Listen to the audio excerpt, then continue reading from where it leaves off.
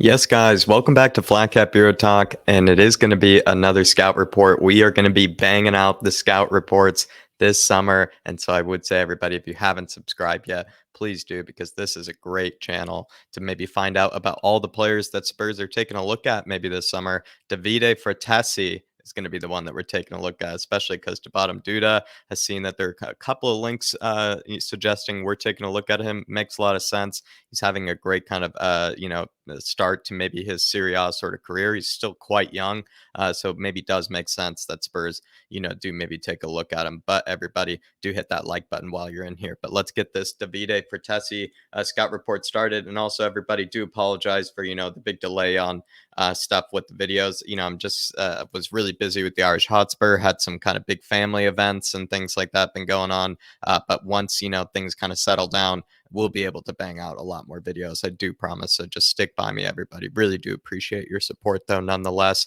Born in Rome, Italy, age 22, born in September 1999, as center mid and can play as a CDM. He plays alongside Maxime Lopez by the looks of it, can play in a 4-2-3-1. They play a 4-3-3. Sassuolo seems to do some sort of four in the back formation mostly.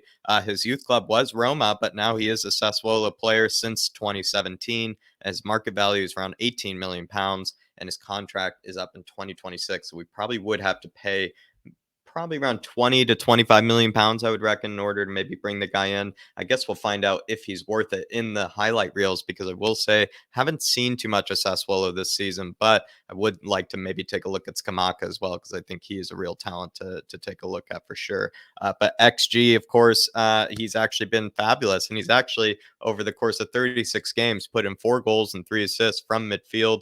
Sassuolo finished 11th in Serie A, so mid-table. Could say those are decent numbers. His XG, actually, in terms of expected goals of all midfielders in the Serie A. So if you're comparing him to all midfielders in the Serie A, these are his numbers in terms of expected goals. He's in the top 6 percentile there with 0.21 per 90 shots total. He's in the top 7th percentile of all midfielders in the Serie A with 2 there.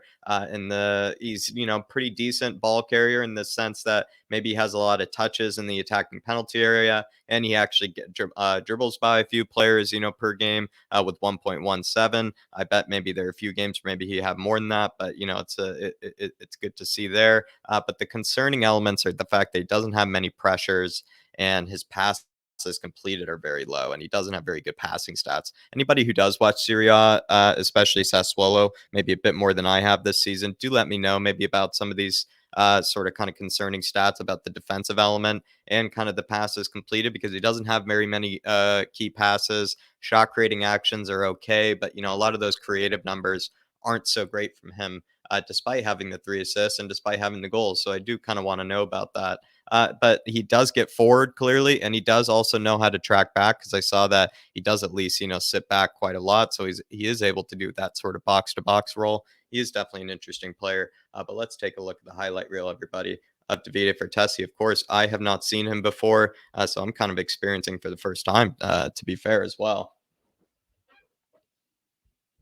I will say I've always loved Sassuolo's kids. Yeah, so we're seeing that ball carrying there. That's very tricky. That's a he's got a good strike on him there. It's a good assist. It's a good finish as well.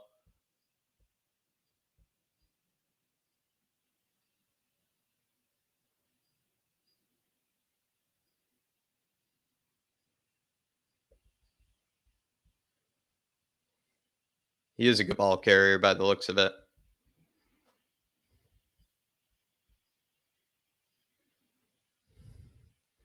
Question is like, what sort of position do we see him playing? Maybe he really would be that.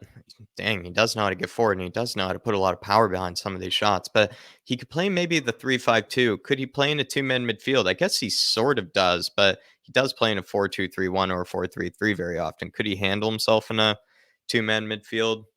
I'm just not sure, but he is a confident player by the looks of his ball carrying abilities. The numbers don't really suggest that he's a great ball carrier, but we'll say so far. But at least, obviously, by highlight reels, you can only take them with kind of a grain of salt. But I would say the ball carrying ability is decent by the looks of it, especially because he's carried it out in some pretty dangerous positions. But his finishing is impressive just by the sheer fact that he puts a lot of power behind it, to be fair.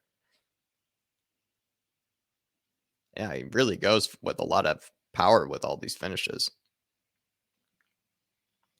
And he is a natural finisher by the looks of it in some cases.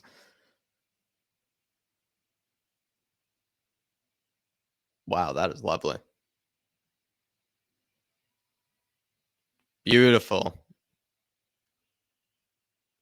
I think he's 6 feet tall as well. So I think he's about as tall as Hoiberg. I think that's what we're looking for as well. We don't really want anybody shorter in that. We need probably taller players in that midfield.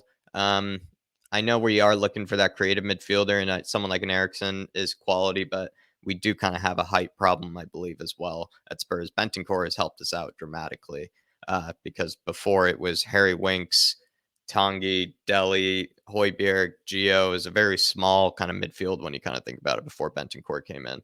So we do need a bit more height. I would maybe say as well, he just needs to be able to unlock a defense. Is he the guy to be able to unlock a defense? I'm not sure. It seems like he's got the ball carrying ability. It seems like he's got the finishing. He's probably a very box to box sort of midfielder. That could come to be very useful though. Like I think we do probably need to look at sort of a box to box midfielder. But then again, you can kind of get both where like you can have a creative midfielder that also sort of has those box to box qualities. It doesn't need to be one or the other. And maybe that's why we need to be looking at maybe those higher quality sort of midfielders in the likes of, the Ericssons or the Sergei Milinkovic Savic's. I really think Sergei Milinkovic Savic is the one I personally would go for just because since he probably might want to work under Conte, considering, he's known him very well, being over at Lazio with the Serie A and everything in mind.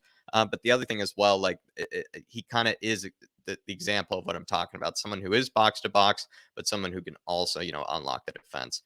For Tessie so far, from what I've seen, of course, like I'm really basing this off of the stats. I'm just basing this off of, like what I've heard from, maybe other people. But and also these highlight reels, of course. But he seems like more of that box to box kind of scoring midfielder, which is very useful and believe me, is impressive. And I think if you don't have to pay very much, just add that into the squad, to be honest, because if you don't really have to fork too much over and you get a good deal out of it, he's still definitely a good player. Probably is sort of one for the future, but at the same time could probably get plenty of game time. I could see, especially if someone were to fall injured, but not really a priority signing. If you look at me, I feel like maybe better out there. If we had made Europa League, if we had dropped into fifth place, perhaps this would be the right player, to go after, and this would be a very smart signing, to be fair. Paratici probably does have his eye on this guy, knows plenty about him. Um, but yeah, for Tessie, at least from what I would say, the major qualities that I really like about this guy is that he is a confident ball carrier. He seems to dribble with pace, dribble with power. Um, Excellent finisher. It's just the passing and the final ball he seems to struggle with, but that also might have to do with the way that maybe Sassuolo play. And again, I'll reiterate, I do want people in the comments to let me know, if they see a lot of Sassuolo, how do they play? And maybe that could explain his numbers a lot because, of course, that does, give me a lot of context. But he really is an exceptional finisher. To be fair, kind of similar to the Seko Fofana sort of highlight reel to a degree in the fact that they were both good ball carriers and they were both great finishers. And that is kind of a useful sort of player to bring into this team.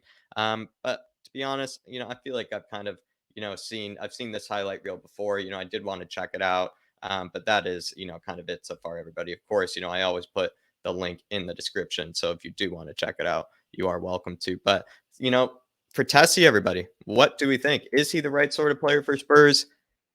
Perhaps. Is he a priority signing for me?